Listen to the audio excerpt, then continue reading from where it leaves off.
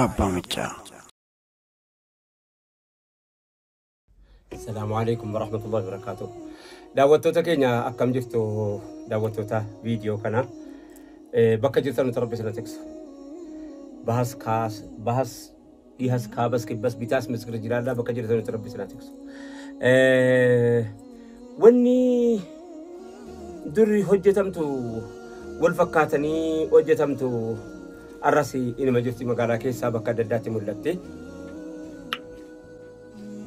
fakkeenyuma gabaabaa qofitti isinii fi haa ta'uuf informationii dhalli natti fakkaatti jechuun kennuu taati jechuudha maafan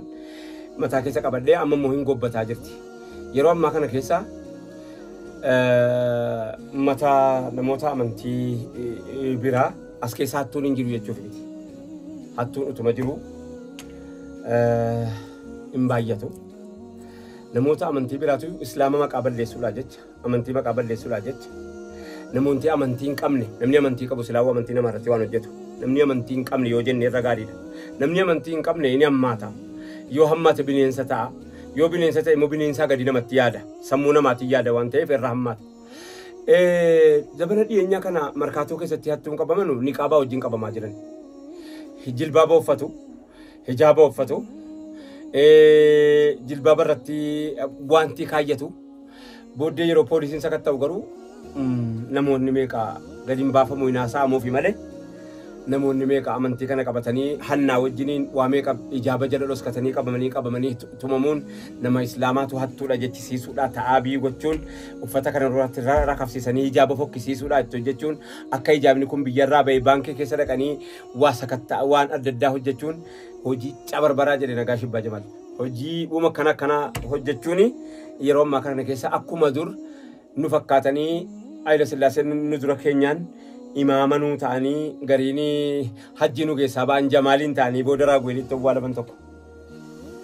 gaafa akkana nutti hojjetamaa bara maaliif jennaanii muka jige qottootutti baay'ataa miti muka jige qottootutti baay'ataa hunda falaxata jechuudha bara muka jigaadha muka jige kana moo hunda bobeeffata hunda minaaniin bilcheeffata daawwattoota keenya waa inni fakkaatanii waa balleessuu amma zabana kana guutteetti hijaaba uffatanii dubartiin halkan karaarra dhaabbachuu jalqabaniiru maaliif jennaanii namatu dubartii islaamaa barbaada jechuun tokko akka waan tamsaatee fakkaatti magaalaan yeroo ammaa kana keessatti xiqqoo jidduu kana wanni ta'e wayii ka'ee xiqqoo akka haara galfachuutti jirra magaalaa Finfinnee kana keessaa waa ta'e itti qabamee eega asiifachii jalqabamee numa inaan xiqqoo si afura baafanne malee yeroo darbee amma dura dubbiin akka kanaa naannoo Magganaanyaa naannoo Boolee naannoo asii kunoo Masqal Filaawar bakka jedhamu naannoo adda addaa irratti jilbaaba uffatanii maal abaayaa uffatanii booddee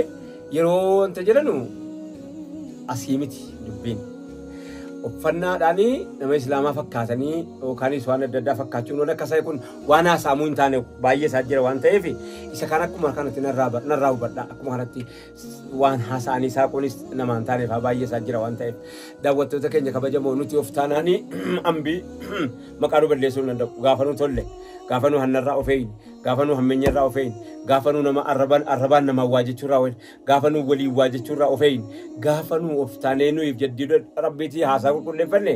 abbaan barbaade iyyuu duula fedhe gaggeessee bakka tokkoon nu ga'uu hin danda'u hijaabni dhugaa asxaa keenya asxaa jechuun faajjiidha faajjii jechuun waan uummanni tokko ittiin beekamu jechuudha faajjii jedhama naannoo keenyatti faajjii jechuun asxaa wanni tokko ittiin beekamu akka chaappaa maatam waan loogoo waan akkanaa jechuudha yayyiin yeroo hoolaa nyaachuudha deemtu yookaan yoo sareedhaa nyaachuudha deemtu akka sareetti dutti jedhan jetti maaliif jennaan sareen saree aseetuufi bara akka sanatti duttee